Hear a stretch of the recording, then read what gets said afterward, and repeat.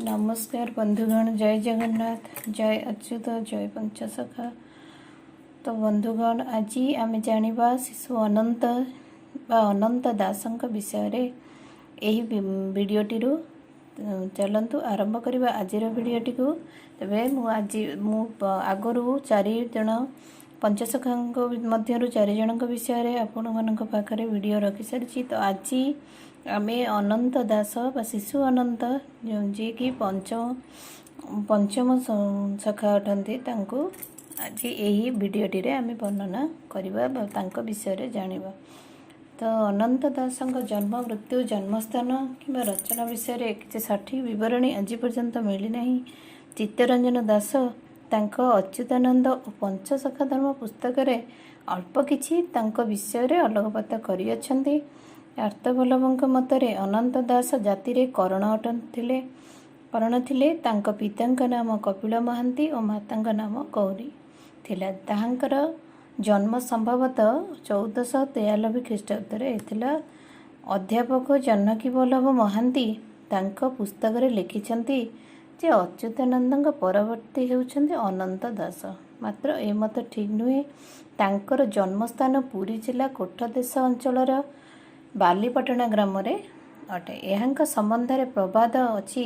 सूर्य देवता प्रसन्न होई यहाँ सूर्य नारायण एकाक्षर मंत्र देइथिले एवं 1000 श्लोक मध्य शिक्षा देइथिले। एही श्लोक उपरे निर्भर करी अनंत अनेक मालिका लिखिथिले। आहुरी मध्य सुना जाए जे सूर्य देवता यहाँ श्री चैतन्य और नित्यानंद सहित देखा करने को निर्देश देइथिले एवं परे अनंत दास कोणार्क से देखिथिले। देखा हेबा परे नित्यानंद यहाँ वैष्णव धर्म शिक्षा देइथिले एवं सूर्य एकाक्षर मंत्र मध्य देइथिले। एही एकाक्षर मंत्र अच्युतानंद दासंकर गुरुभक्ति गीता रे उल्लेख अछि। गुरुभक्ति गीता अनुसार पंचसखांकर मंत्र हेउछि बलरामंकर राम तारक मंत्र, जगन्नाथंकर 16 नाम अक्षर 32 अक्षर मंत्र, जसवंत दासंकर श्याम पंचाक्षर मंत्र, अच्युतानंदंकर अणाक्षर मंत्र, अनंतंकर सूर्यनारायण मंत्र। संभवतः अनंत दास सूर्य उपासक थिले। तो जना जाउछि जे अनंत दास जने सूर्य उपासक थिले। से कोणार्क निकट रे बसवास करुथिले। सूर्य उपासना करने संगे संगे से वैष्णव धर्म ग्रहण करथिले। हेतुदेय बा जना जाउछि जे भागवत रे अछि जे समस्त पंचसखा जगन्नाथ कृपा सिद्ध अटंते। अनंत दास को शिशु अनंत बोली मध्य कहा जाए। ए संबंध रे गोटे किंवदंती अछि। ताहा हेउछि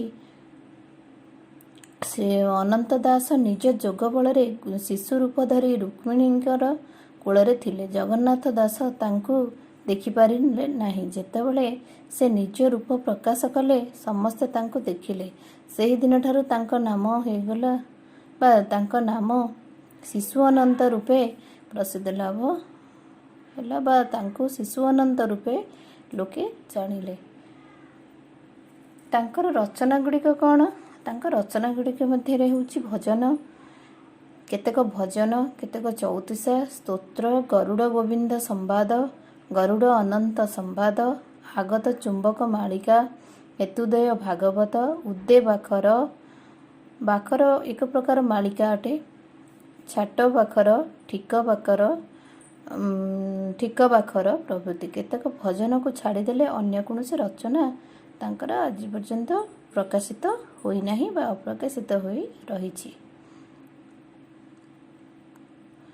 तो बंधुगण, आज एत थिला शिशु अनंतंग विषय रे किछि समीक्षा बा किछि तांका आत्मजीवनी बा तांका लिखित तांकर प्रचार विषय रे तेणु आजिर भिडियोटी रे आपनको शिशु अनंतंग विषय रे किछि अवगत कराइली, जहाँकि मु आशा करुछि आपण मानकु निश्चिंत भाव रे भल लागिथिबो।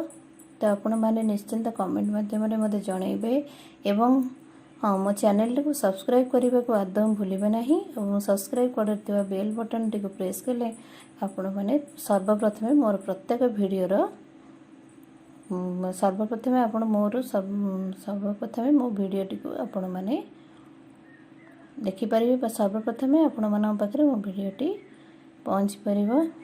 तेबे रोची बंधुगण, नमस्कार। जय जगन्नाथ, जय अच्युत, जय पंचसखा।